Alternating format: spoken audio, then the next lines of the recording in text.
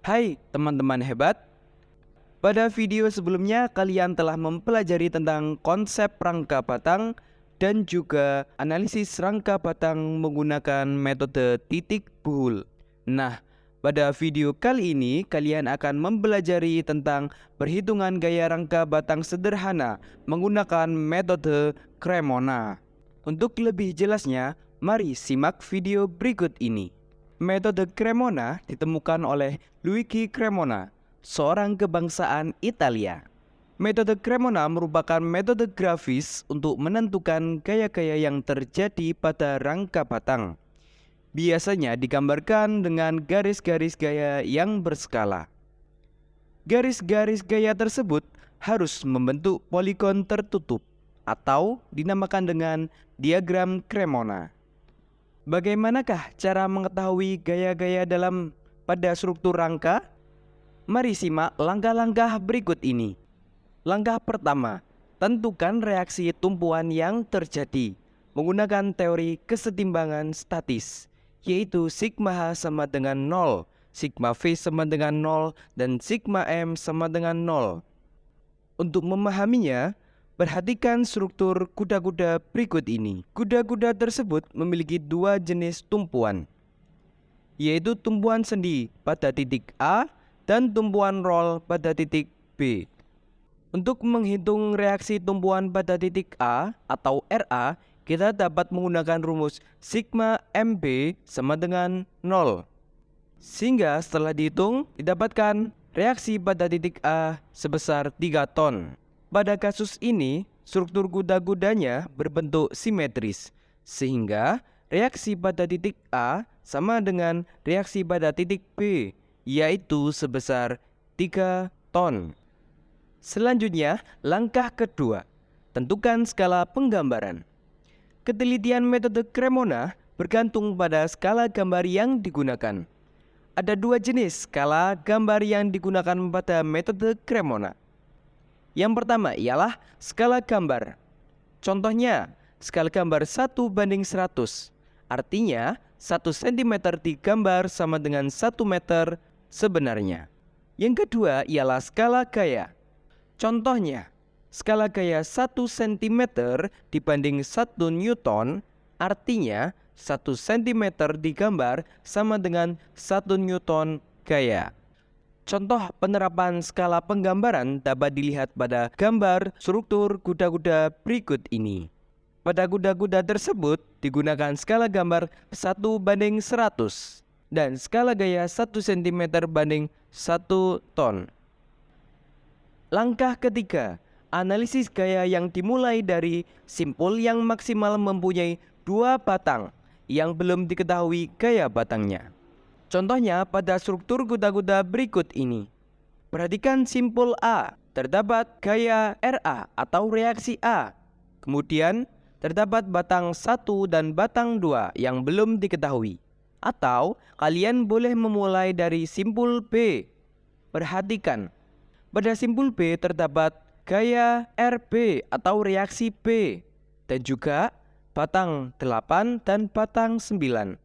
Langkah keempat, inventarisir gaya-gaya pada simpul tersebut sesuai arah jarum jam, dimulai dari gaya yang paling awal diketahui besarnya.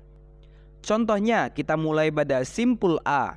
Perhatikan prinsip gaya tekan, kita tandai dengan minus atau kita sebut dengan T-min. Sedangkan batang tarik kita tandai dengan plus atau kita sebut dengan tab plus. Perhatikan simpul A berikut ini. Untuk menggambar garis-garis gaya batang pada metode Cremona, kalian harus memulai dari gaya batang yang diketahui terlebih dahulu, yaitu pada simpul A ini RA sama dengan 3 ton. Kemudian urutkan sesuai dengan arah jarum jam, sehingga urutannya ialah RA dilanjutkan dengan batang 1 atau S1 dilanjutkan dengan batang 2 atau S2, sehingga dihasilkan garis poligon gaya yang tertutup. Untuk mengetahui jenis gaya batang S1 dan S2, perhatikan arah garis gayanya. Arah garis gaya S1 menekan sumbu, sehingga S1 bernilai negatif.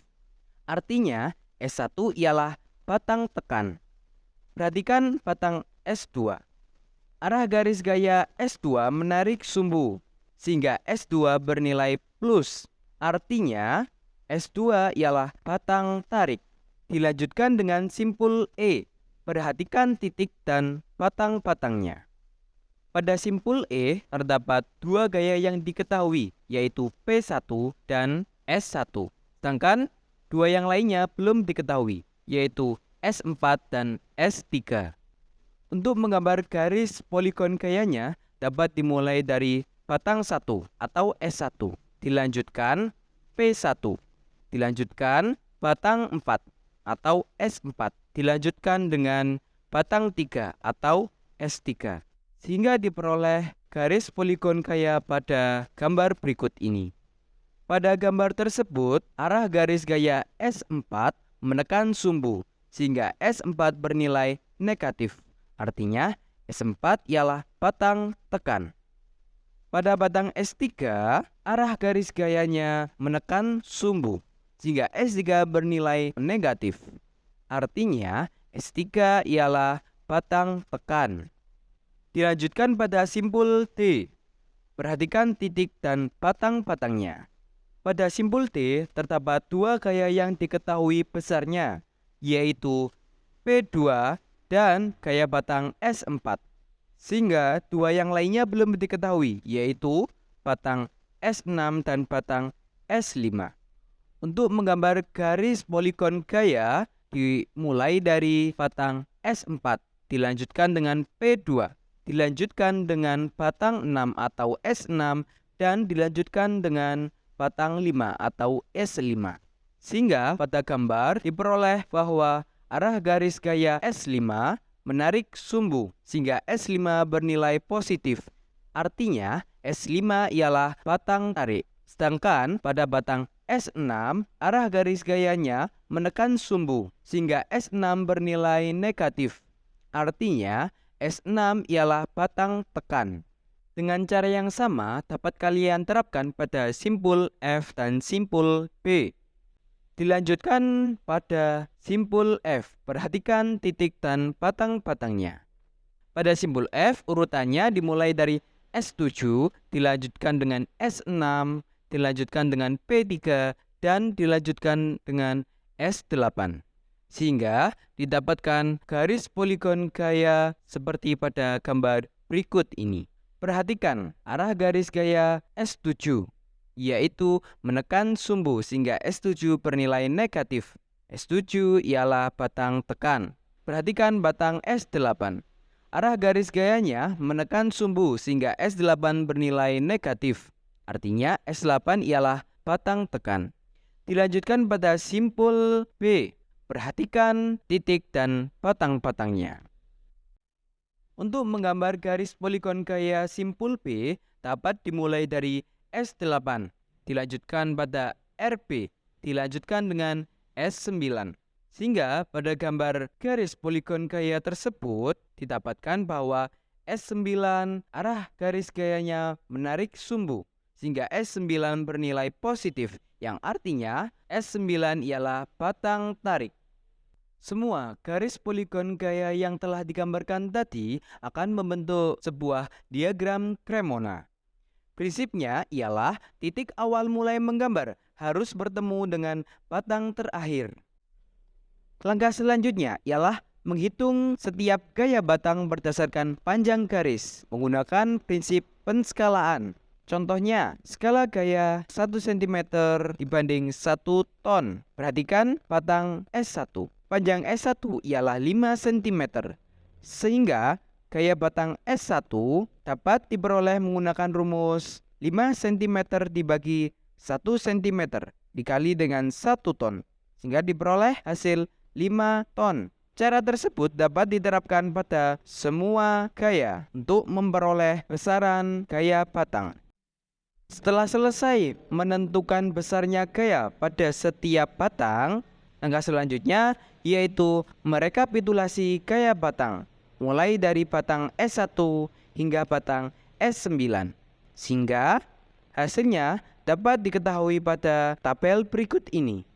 S1 ialah batang tekan dengan nilai 5 ton. S2 ialah batang tarik dengan nilai 4,2 ton. S3 ialah batang tekan dengan nilai 1,7 ton. S4 ialah batang tekan dengan nilai 3,3 ton.